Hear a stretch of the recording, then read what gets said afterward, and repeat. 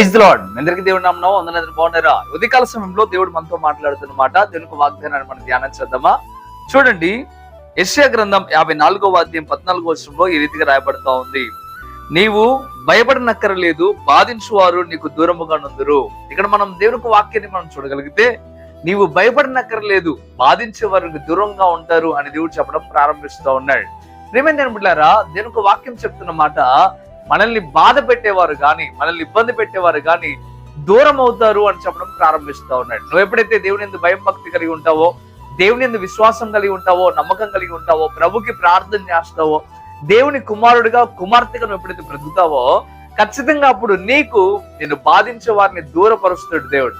ఎందుకయ్యా అంటే, నిన్ను బాధించేవారు నిన్ను ఇబ్బంది పెడుతున్న పరిస్థితిలో నిన్ను దూరపరిచి ఆయనకు సమీపస్తులుగా చేసుకుంటాడు. ప్రియమైన ఒకసారి మీరు ఆలోచించండి.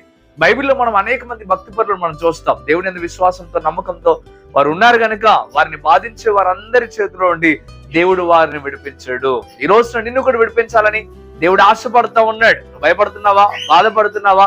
నిన్ను బాధించే వారి చేతిలో నుండి విడిపించాలన్నది దేవుని ఆశ. ఈ రోజు అట్టి కృప దేవునికి ఇవ్వాలని ఆశపడుతూ ఉన్నాడు. నువ్వు భయపడద్దు. నువ్వు భయపడతా ఉన్నావు, అందుకే తేటగా దేవుడు నీతో చెప్తా ఉన్నాడు. ఎందుకు భయపడుతున్నావు? నీ పక్షంలో ఉన్నది ఎవరు? నీ పక్షంలో ఎలాంటి వాడు ఉన్నాడో ఇంకా నువ్వు ఆలోచన చేయట్లేదా? అర్థం చేసుకోవట్లేదా? సర్వోన్నతుడైన దేవుడు నీ పక్షాన ఉన్నాడు. నువ్వు ఒక క్రైస్తవుడిగా ఉన్నావు, నువ్వు దేవుని బిడ్డగా ఉన్నావు, దేవుని కుమారుడిగా ఉన్నావు.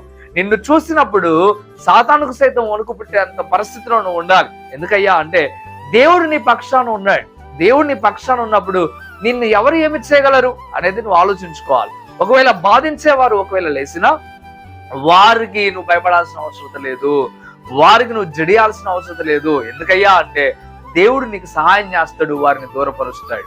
ఈ దినాన తేటగా నీతో మాట్లాడుతూ ఉన్నాడు కనుక ధైర్యం తెచ్చుకో. ధైర్యం తెచ్చుకొని ప్రభుతో మాట్లాడు. ప్రభువా, ఈ రోజు నాతో మాట్లాడే ఉదయకాల సమయంలో ఈ మాటలు నా జీవితంలో ఫలింపచేయండి ప్రభువా, మీరు నాకు తోడుగా ఉండండి అని ఈ కళ్ళు మూసుకొని ప్రార్థనలు ఏకీభవించు. దేవుడు తప్పక నీ సహాయం చేస్తాడు. ప్రార్థన చేద్దామా?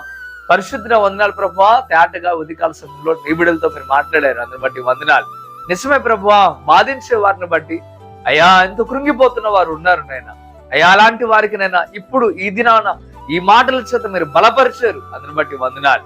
వారిలో గొప్ప కార్యము జరుగును గాక ప్రభువా, వారిలో గొప్ప ధైర్యం నింపండి అయ్యా. మీరే వారికి తోడుగా నేడుగా ఉండి వారి విశ్వాస జీవితంలో ఇంకా ముందుకు నడిపించమని, దీవించి ఆశీర్వదించమని, కృపచేత నింపమని యేసయ్య నామములో మిక్కిలి బతిమలాడి వేడుకుంటున్నాము తండ్రి. ఆమేన్, ఆమేన్. ప్రియమైన బిడ్డలారా, ఈ వాగ్దానం ద్వారా దేవుడు మీతో మాట్లాడినట్లయితే తప్పక వీడియోని లైక్ చేయండి. అంతేకాకుండా ఈ వాగ్దానాన్ని అనేకులకు షేర్ చేయడం ద్వారా మీరు సువార్త ప్రకటించిన వారు అవుతారు, అనేకులను బలపరిచిన వారు అవుతారు. ప్రభు మిమ్మలను, మీ కుటుంబాలను దీవించి ఆశీర్వదించును గాక. Amen. God bless you. Praise the lord.